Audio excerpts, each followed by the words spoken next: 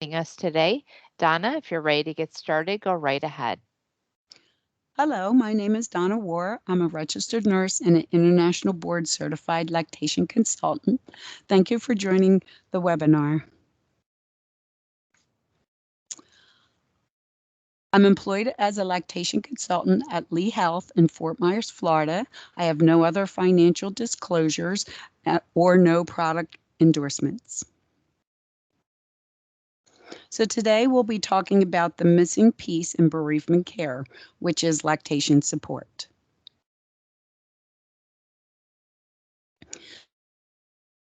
And to give you I've worked 30 years as a NICU nurse, which led me to become interested in infant nutrition. I became a lactation consultant and worked in both roles as a registered nurse in the NICU and a lactation consultant. And I soon realized that when a mother was pumping and had a large amount of milk supply, if there was a fetal demise, this mother had no lactation support whatsoever.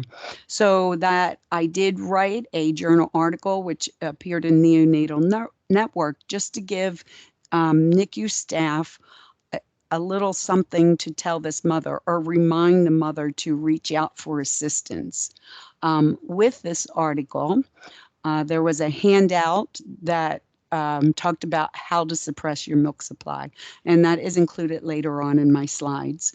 Um, and when I became a lactation consultant covering the mom baby units, I quickly realized that this doesn't just apply to NICU.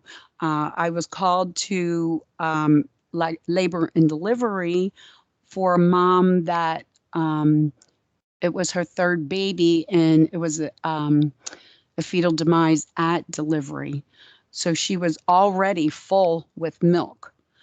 The nurse had bound her breast, which is a old treatment, and we do know now binding the breast creates pressure on the breast, leading to milk trapping. So I had to re-educate the nurse with the latest techniques as well as the mother. I also recently had a mother that was giving her baby up for adoption, and she was fully engorged throughout. Fortunately, she was in the hospital and on antibiotics, so that prevented any mastitis from occurring. The nurses did not get her pumping because she was giving her baby up for adoption, not thinking that she was already producing milk. So she did have to pump and wean off her production. Also, mothers who are surrogate, they might do that many times, so they will quickly produce milk. With each pregnancy and each infant, milk production starts quicker, and milk comes in quicker. We have colostrum first for like with the first baby, like it starts to change to milk like maybe around day 3, and by day 5 they have milk. But with each pregnancy, this process occurs a little quicker. Also having a child removed by protective services, this mother could be also producing milk and need assistance as well.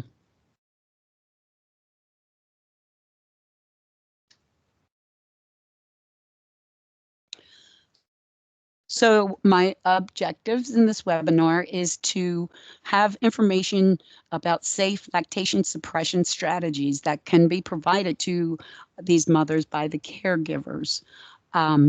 Families will receive information on support and care services. Um, they will also receive information on weaning or donation.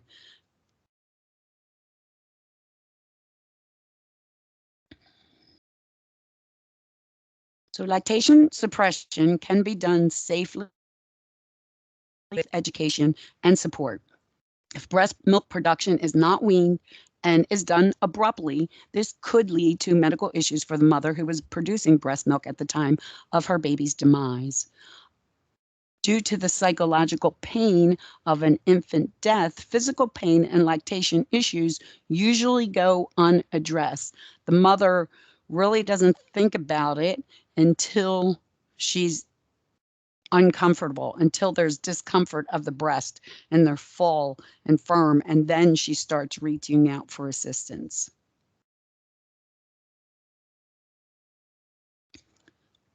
So we do want to talk to this mom a little bit about stress. Stress is the body's response to challenges or demands. With stress comes high levels of cortisol that can inhibit oxytocin. Oxytocin is the hormone that controls the letdown reflex and free flow of milk. So stress can interfere with the milk production. However, stress and oxytocin kind of downregulate each other. And I put this reference here. It's from the Archives of Psychiatric Nursing, because this article talks about how oxytocin downregulates cortisol in patients with post-traumatic stress syndrome. So stress is not a predictor of stopping milk production. It initially slows it down, but it can pick up later on with spikes in oxytocin. Very interesting article.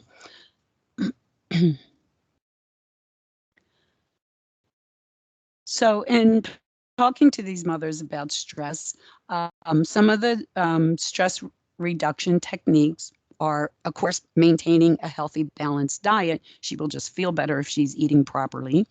And a lot of times they neglect their nutrition during the time of a fetal demise.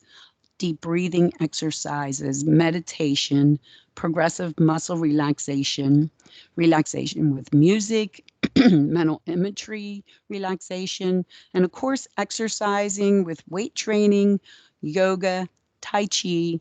Any aerobic exercises release endorphins. So these techniques will just help the mother feel a little bit better.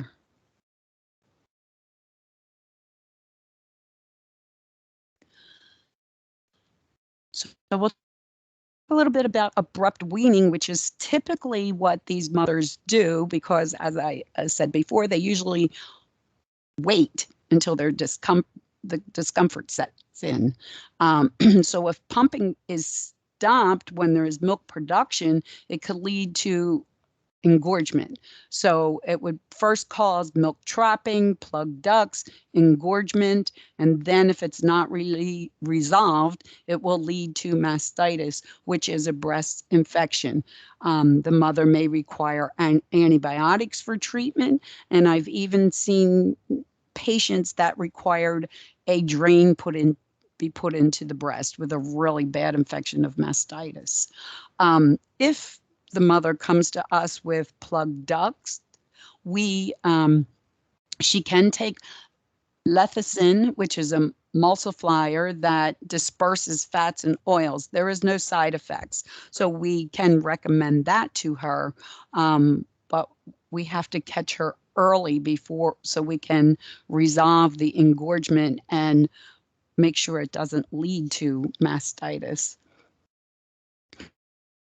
So safe suppression can be done if the mother weans off pumping. So these are some pumping techniques that we usually go over with the mother.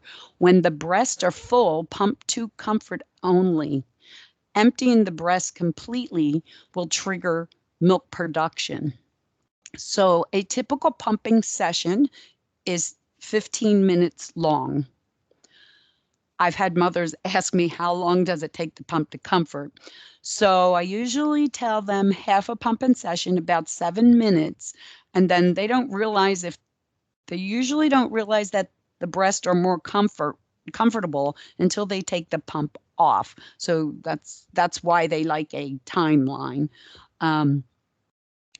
Massaging the breast before and during pumping will help relax the milk ducts. Also, when the mother is massaging, she can feel if there's any areas of milk trapping, and we recommend that she massage the area really well to help break up the milk that's trapped and kind of push it to the breast to help the nipple to help it come out. Increasing the time between pumping sessions will help the mother drop a pumping session. So typically, they would be pumping, if it was a NICU mom providing milk for her baby, typically they would be pumping 8 times a day. So if they're already on a pumping regime, they need to wean off that pumping schedule. So if it was a mother like in the other situations, they would only be pumping to comfort. A mother that was pumping 8 or more times a day would try to attempt to increase the time between her pumping sessions so she could drop a pumping session each day. So weaning off of pumping is the main strategy to safely suppressing supply. So comfort measures that we provide the mother with is sleeping supine or on her back, which helps drain the milk back so it's not accumulating in one area, because gravity will pull the milk to the side if the mother lays on the side. Also, laying on the side compresses the breast and can cause trapping. Any compression on the breast can cause the milk to trap. So supine sleeping is the best, using pillows to support the breast, wearing a well-fitting bra with breast pads. Again, the bra should be well-fitting. Most of the time, mothers need to buy a larger size than they were wearing pre-pregnancy. And no underwires. Again, anything that creates pressure on the breast can cause milk trapping. So underwires or a tight bra can lead to the trapping. Breast pads, because if the mother is around another baby or just out in public and hears another baby crying can elicit a letdown reflex. So we recommend that she wears breast pads until the weaning is done. Breast pads with no plastic.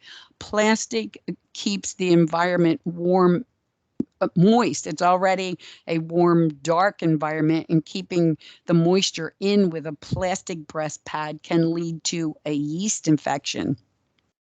So we don't want to have another infection while she's attempting to wean. We recommend applying cloth-covered ice packs to help bring down any swelling that might occur and constrict. Mothers love to use heat because it feels good, but heat brings more milk to the surface. So the only time with weaning that we do recommend heat is if she's so fully engorged that pumping is not relieving her breast. If the areola area is engorged, she may not be able to get any milk out while pumping. Heat can help at this time to soften.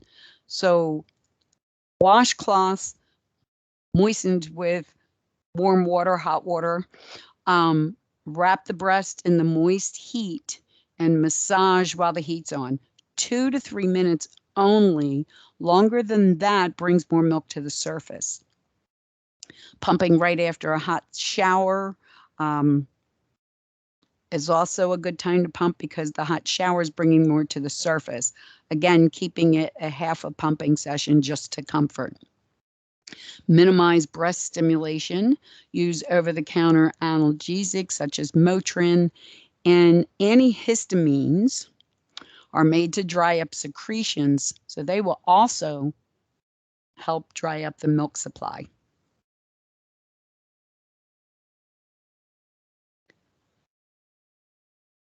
Alternative comfort for self-care should be done with a licensed provider, such as acupuncture, massage, relaxation techniques, biofeedback, vitamin and herbal therapies. Stress can compromise the immune system, so the mother may require additional vitamins. Again, this should be done with a licensed provider. Herbs that can interfere with milk production Some herbs can interfere with milk production. Other herbs will like induce milk production.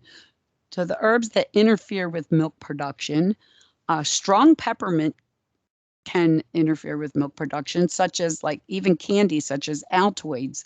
Um, Sage, spearmint, lemon balm, and teas and oils can decrease milk supply. Again, working with the herbalist that has more knowledge of exactly the dosing of the herbs that would help decrease the milk supply is preferable.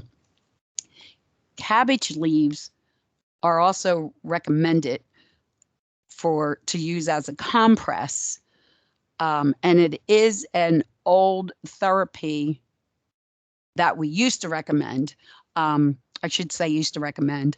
I don't typically recommend it any longer because our vegetables have a lot of pesticides that are used, and we really don't know where they're getting the cabbage from if they don't clean it properly. So they could be introducing bacteria to the breast and the pesticides. So even though we know that it does work, we kind of stay away from it. The chlorophyll um, does pull like the engorgement from the breast, the swelling from the breast. But I'm careful about recommending that therapy anymore. I just recommend the ice packs, which kind of does the same thing. Other considerations that we should keep in mind: a medical provider should be contacted with signs and symptoms of mastitis, which is flu-like signs and symptoms. Fever, chills, joint aches, red and sore areas that are warm to touch, tender, sore, aching breast. These are all signs of mastitis, and the mother will most likely need antibiotics at this point. Keep in mind that ovulation may occur during the suppression time, so birth control measures should be taken in consideration as well.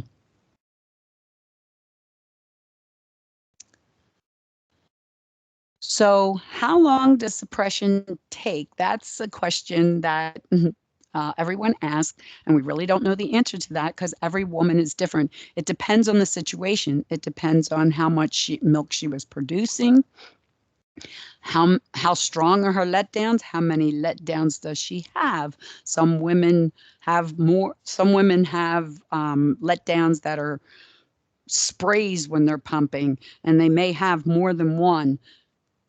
They can have 2 or 3 letdowns. So that's going to depend on how long it's going to take her to wean if she's expressing and leaking in between pumping sessions.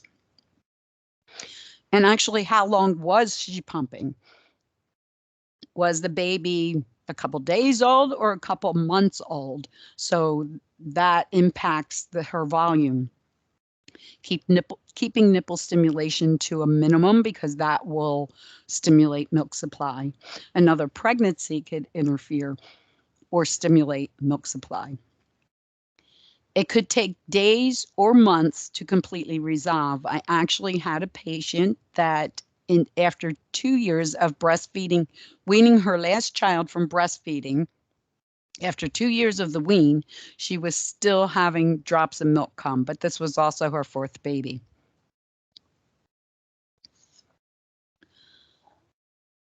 So these mothers do require a lot of emotional support. So the grief of a mother not being able to put her baby to breast is profound. At the time of the infant's death, symbolic acts of parental care should be allowed. Some mothers like to express some milk and put some drops on the baby's lips for the last time. They may even want to mimic putting the baby to breast. They may want to do some skin-to-skin holding. Allow the mother to decide what to do with her pumped milk. We usually suggest taking a container of the milk home for a memento. even if they leave the hospital without their milk, they typically do not come back to the hospital, even if they want it. Coming back to the hospital just brings all those memories back to them. So if you're encouraging her to take a bottle of milk with her when she leaves, she can have it later on when and we'll talk about what they do with the milk when they take it home, I think on the next slide. But at this time, religious counseling may be beneficial to the mother. Social work may need to follow up.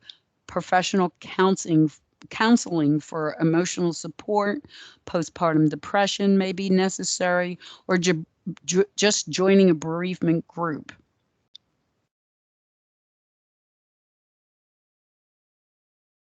So memories with the breast milk. A lot of families create an activity using the breast milk. They keep some of the milk as a memento. I am aware of one mommy who kept her one frozen bottle of breast milk in the back of the freezer, and every time she went to the freezer, she would be reminded of her baby, and that was comforting to her. Right now, it's popular to have breast milk jewelry made. A lot of families like to bury a container of the breast milk with the baby, or they conduct a ritual during the funeral service with the breast milk. Right now, it's very popular to plant trees in a memory of your lost family member. And a lot of times they use the breast milk to nourish the tree. So these are all things that mothers do after they leave the hospital. So that's why we want to encourage them to take their milk with them. A lot of times they don't take their milk. They don't remember their milk is there, or even if they're encouraged to take it, they just say no at the time. So there may be a stored supply of breast milk. In our hospital, we have a milk lab, which is where the milk is stored. So they have a freezer that they would be storing the mother's milk in. And then as the lactation consultant, I typically call them. We should follow up with the mother for like the first couple weeks. Usually wait for a week to make the call, somewhere in the first week, closer to the end of the first week. And then assess their needs, if they need a follow-up phone call, like again in the second week. A lot of times they just need that to talk to someone about. So it is some emotional counseling as well. If they have milk in the milk lab, we do discuss donation with her. We do call her and ask her if she would like the milk back, if she would like us to dispose of it, or donate it.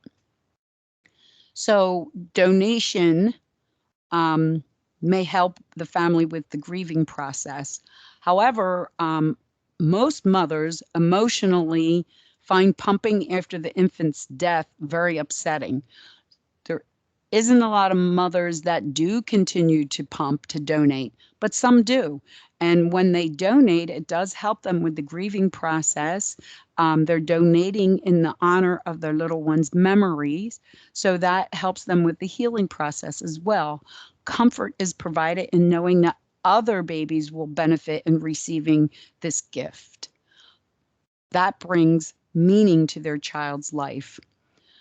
Donation may provide the parents with closure.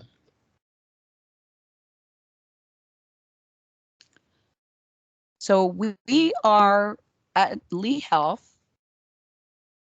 We are a milk depot, which means the mothers can drop off their milk to us, and the milk bank comes to pick it up. Our milk bank is in Orlando, and they do come and pick up any milk that we have for donation. So the milk lab is in the NICU, and that's where the milk is stored until we figure out what the mother would like to do with it. If she wants to donate it, we bring it to our lactation office where we have the freezer, and the milk bank comes to pick it up. This is information from the milk bank of how much milk has been donated by mothers who had a fetal demise, which that's pretty impressive since mothers really, most of them do not like to continue pumping. The website at the top is a mother talking about how donation actually helped her with her grieving process. So I suggest taking a peek at that.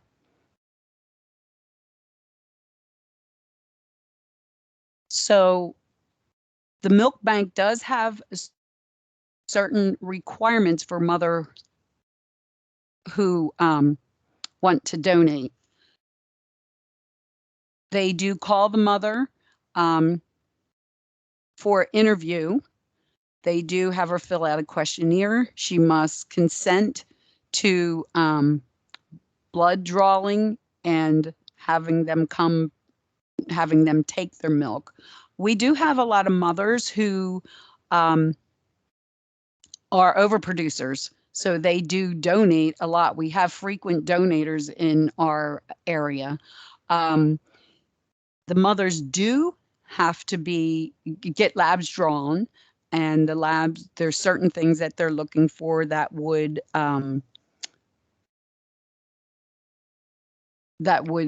qualify the mother. The milk bank, they contact the milk bank. The milk bank gives them all the information and pays for the labs. So basically, the mother only has to get a consent to get the labs drawn. That's the only thing she has to do on her part, especially if she already has the frozen milk. Get the labs drawn, she's cleared, she gets a donor number, they come pick up the milk. If the milk's already in the hospital, the mother doesn't have to come in. So for our mothers that were oversuppliers, they actually have two choices. They can bring the milk to the hospital. We actually go down and pick it up from them. They pull up in front of the hospital, we pick it up from them. They don't even have to come in. We bring it upstairs, we put it in our freezer, the milk bank picks it up. If it's in the milk lab, we go retrieve it from the milk lab. If the mother consents to donating, she has her labs drawn, and that's the only thing that she has to do. If they prefer to send it from home, the milk bank will also give them shipping containers with dry ice so they can just ship it directly from their home if that's more convenient for them. They will not take, the mother does have to be a non-smoker, so they will not take milk from mothers that smoke, are on metformin or blood pressure medications, antibiotics, and the milk has to be frozen for less than 8 months in order to be used as to donate back to the NICU. So in order for that breast milk to be used as donor milk in the hospital, these are the requirements. However, the milk bank will still take this milk because they will use it to calibrate their machines or test the equipment, and university hospitals will do research on the milk as well. So if the mother wants to donate and she doesn't qualify to actually donate it to a baby, she can still donate it to the bank, the milk bank, and they will still use it. So what happens is the milk bank comes and picks it up, they process it. It's double pasteurized. And it's tested before it's sent out. And then it comes back to our milk lab where it's distributed to the NICU babies. That's the process of milk donation.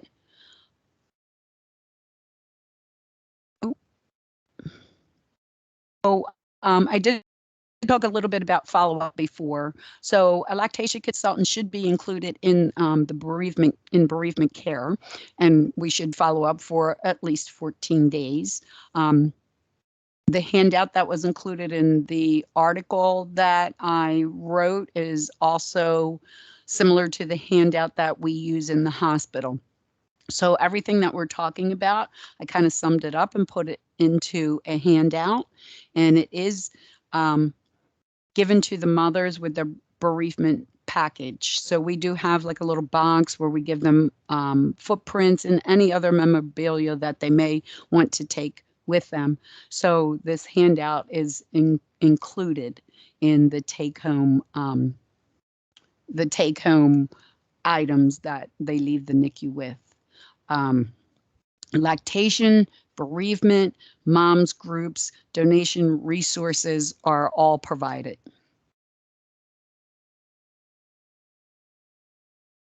So the handout, the next four pages, I believe, are basically what's on the handout.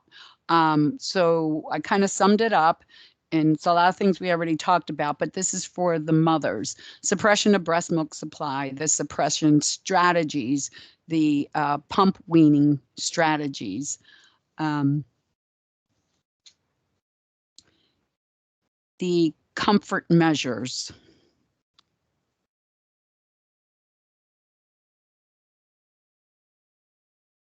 Self-observation. So in the self-observation, we're talking about the massaging the breast so she can feel if there's any lumps, milk trapping, anything that needs attention to prevent mastitis, the breast infection, and when to contact her provider.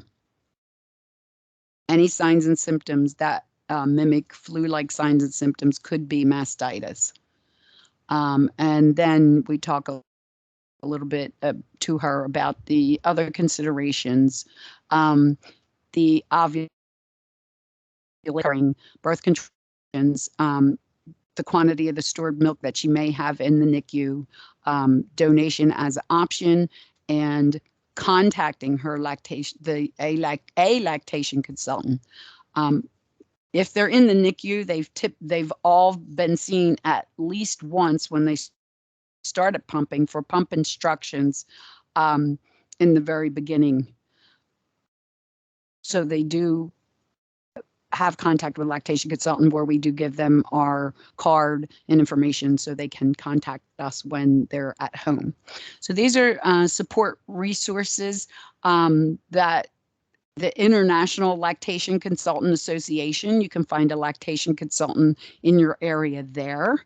Loss and Grief Support, Postpartum Support International, Infant Loss Organizations, Mommies Enduring Neonatal Death, resources for bereaved NICU parents, which is in Spanish as well. And if to locate a milk depot to donate, the Human Milk Bank Association of North America would be in the United States. And then I have a list of the milk banks around the world on the next page. So internationally, is an international website. Europe, France, Hungary, Italy, Iceland, New Zealand, Spain, and UK all have their own websites.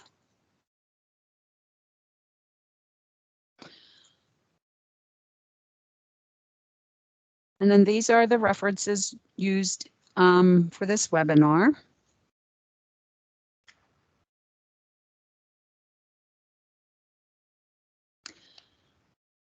And thank you for coming. I hope this provided you with a little bit of information that could help your mothers that you come in contact with. Thank you.